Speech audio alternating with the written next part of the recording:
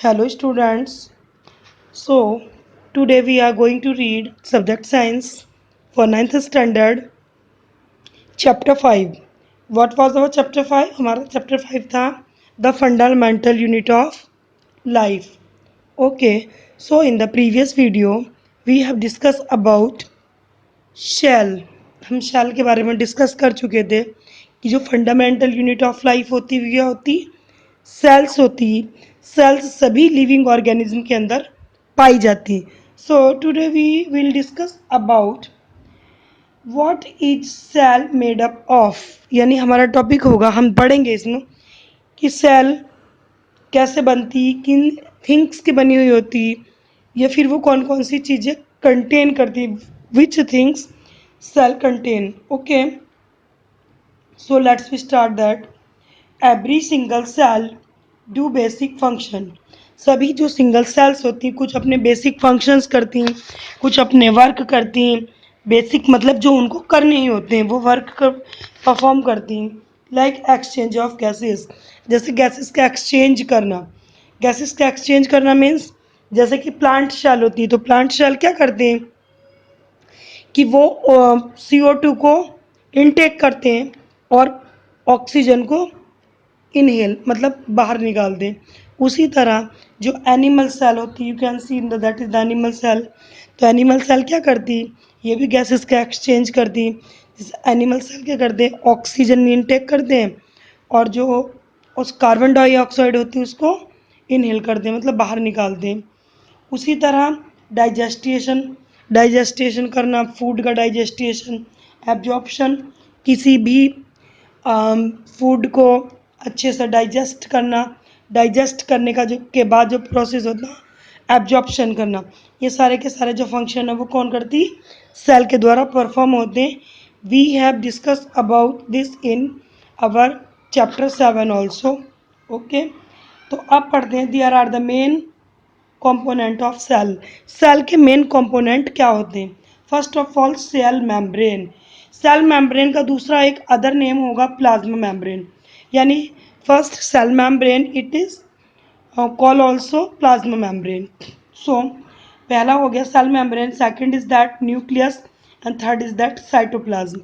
In the previous video we have show that is the picture of the onion slice.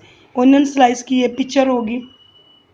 इसमें हमने आपको दिखाया था जैसे ये आउट कवरिंग एरिया ये वाला इसका, that is called the plasma membrane. Okay, और इसके अंदर जो ये ब्लैक कलर के डॉट लग रहे हैं, ये डॉट, इस डॉट को हमने क्या कहा था, न्यूक्लियस कहा था। क्या कहा था, nucleus.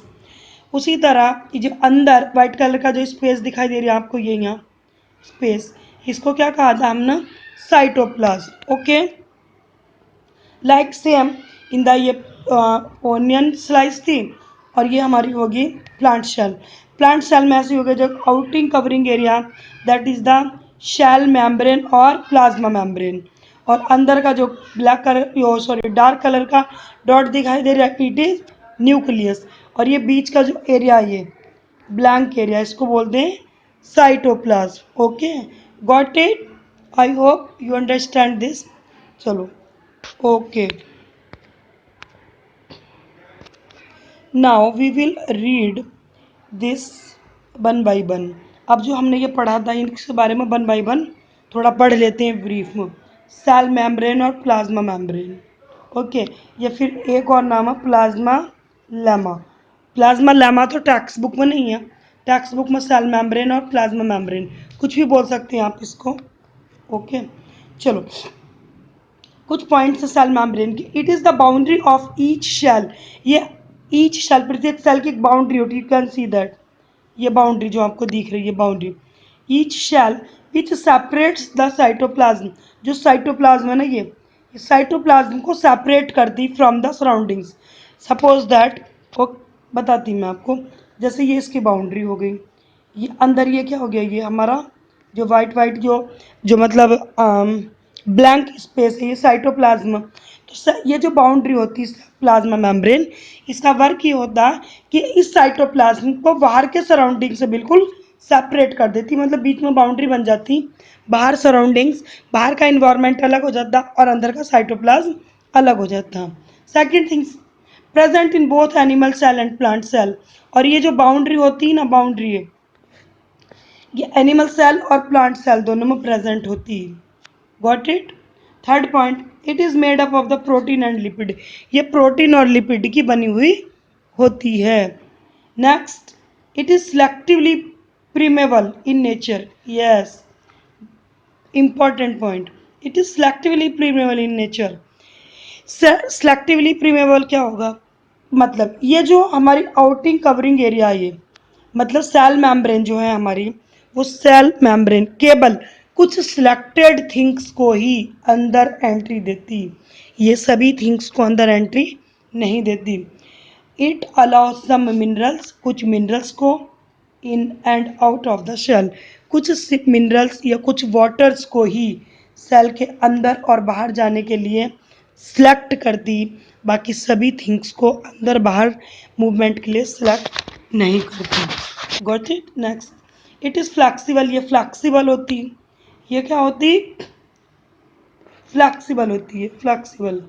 It is flexible and can be folded, fold हो सकती, broken and re united, broken टूट सकती और रीयूनिटेड यूनाइटेड मतलब फिर से दोबारा से ज्वाइंट हो सकती। फ्लैक्सिबल होगी, मुड़ सकती, बॉन्ड हो सकती, ब्रोकन हो सकती और फिर दोबारा से अपने आप ही ये जुड़ भी सकती। Okay.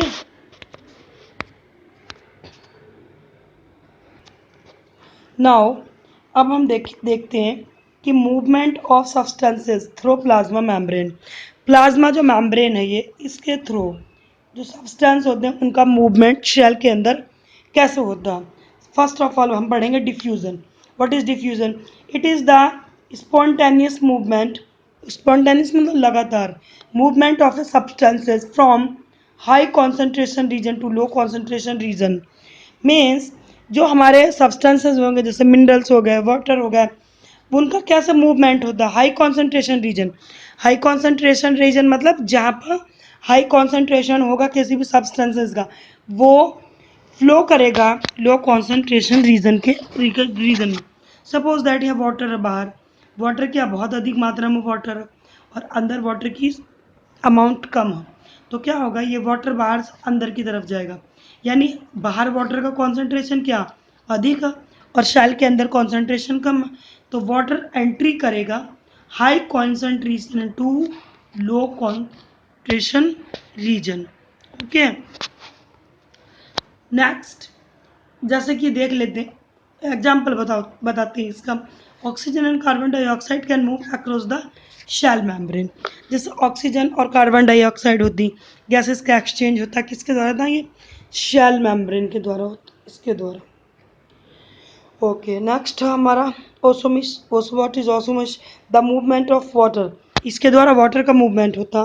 The movement of water molecules through the plasma membrane called osmosis, यानी कि वाटर के द्वारा जो मूवमेंट होता है वाटर के मॉलिक्यूल्स का प्लाज्मा मेम्ब्रेन के द्वारा, ये जो प्लाज्मा मेम्ब्रेन है ये, इसके द्वारा जो वाटर का मूवमेंट होता उसको कहते हैं ओसोमिस।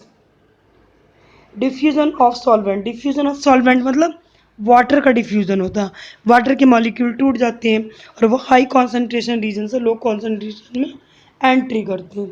ओके, गॉट इट स्टूडेंट कि डिफ्यूजन क्या होता है और ऑस्मोसिस क्या होता है। ओके,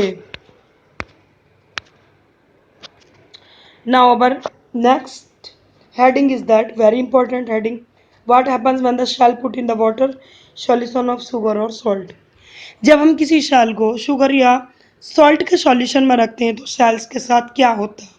ओके, तो हमने यहाँ पर क्या किया, हमने एक यहाँ पर शुगर सॉल्यूशन प्रिपेयर किया। Which solution we prepare? Sugar solution. Okay, तो you can see the pictures, that is the 3 pictures are given here.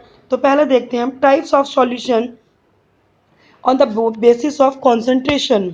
Okay, एक सॉल्यूशन तैयार कर लिया, उसमें क्या किया, फर्स्ट ऑफ ऑल हम देखते हैं कि अगर शेल के अंदर, शेल के अंदर वाटर की कॉन्सेंट्रेशन अधिक होगी, वाटर की कॉन्सेंट्रेशन क्या होगी, मोर होगी, अधिक होगी, और बाहर क्या होगी, लेस होगी, तो क्या होगा, जो हमारी शेल होगी, शेल के अंदर क्योंकि वाटर की कॉन्सेंट्रेशन अधिक है तो जो वाटर मूवमेंट करेगा हमारा बाहर, मतलब कि हाई कॉन्सेंट्रेशन रीजन से कहाँ जाएगा, लो कॉन्सेंट्रेशन रीजन में, यानी शैल के अंदर से पानी वाटर बाहर निकलेगा। इन एरो में आप देख रहे होंगे, एरो बाहर की तरफ शो कर रहे हैं, यानी वाटर का मूवमेंट बाहर की साइड होगा। तो इस पोजीशन में क्या होगा, इस पोजीशन के में जो हमारी शैल होगी वो क्या हो जाएगी, श्रिंक हो जाएगी, सुकड़ जाएगी। देखो, और इस तरह के सॉल्यूशन होते हैं, वो होते हैं hypertonic solution. Hypertonic solution, concentration of solution outside the cell is less than, मतलब वाटर की जो कॉन्सेंट्रेशन या जो हमने बनाया सॉल्यूशन उसकी कॉन्सेंट्रेशंस क्या होगी, शेल के अंदर अधिक होगी, तो वो कॉन्सेंट्रेशन लो बाहर के रीजन में जाएगी, less than inside the cell. Due to this cell lose water and swing, इस कंडीशन में क्या होगा, जब सेल के अंदर सॉल्यूशन की कॉन्सेंट्रेशन अधिक होगी तो वो क्या होगी, लूज वाटर, वाटर को लूज करेगी, वाटर को बाहर निकाल देगी, एंड श्रिंक, और क्या हो जाएगी, सुकड़ जाएगी। You can see in this picture, cells क्या हो गई हमारी, श्रिंक हो गई, सुकड़ गई, और उस वाटर क्या हो गया, बाहर आ गया, वाटर हमारा लो कॉन्सेंट्रेशन रीजन में आ गया, बाहर बाहर निकल गया। सेकंड, इस ऐसे सॉल्यूशन को हम कहते हैं हाइपरटोनिक सॉल्यूशन। सेकंड, अगर हम देखते हैं, second is that isotonic solution. Isotonic solution में क्या होता, you can see in the picture, isotonic solution में क्या होगा, जितनी वाटर की मतलब सॉल्यूशन की कॉन्सेंट्रेशन सेल के अंदर है उतनी बाहर होगी, मतलब सेल के बाहर आउटर एरिया में जो सॉल्यूशन की कॉन्सेंट्रेशन उतनी सॉल्यूशन की कॉन्सेंट्रेशन शेल के अंदर होगी।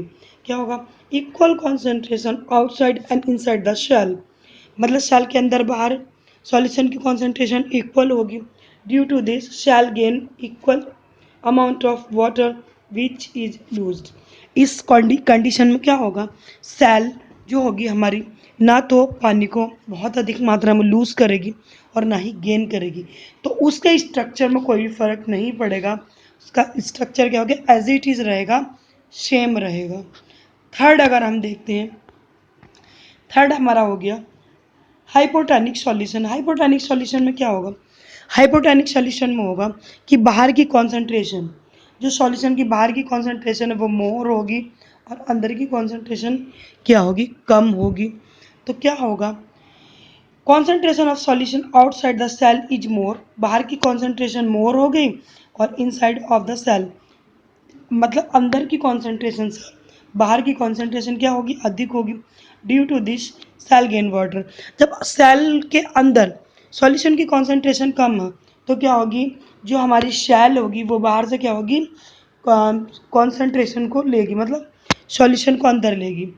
ये येलो कलर के एरो से आप देख रहे हैं, ये बता रहे हैं कि जो शेल है हमारी बाहर से कॉन्सेंट्रेशन सॉल्यूशन को गेन कर रही, तो इस कंडीशन में क्या होगा, शेल वॉल शॉल सेल श्वेलअप मतलब वो फूल जाएगी, उसकी स्ट्रक्चर क्या होगी, बड़ी हो जाएगी, फूल जाएगी, एंड मे बी ब्रस्ट, और इस कंडीशन में वो फट सकती, क्योंकि सेल ने क्या किया, बहुत अधिक पानी को गेन कर लिया, बाहर से सॉल्यूशन को गेन कर लिया, तो उसकी स्ट्रक्चर क्या होगी, बढ़ गई, वो फूल गई, स्वेल हो गई, और इस कंडीशन में वो ब्रस्ट हो सकती, फट सकती। ओके, समझ गए स्टूडेंट्स।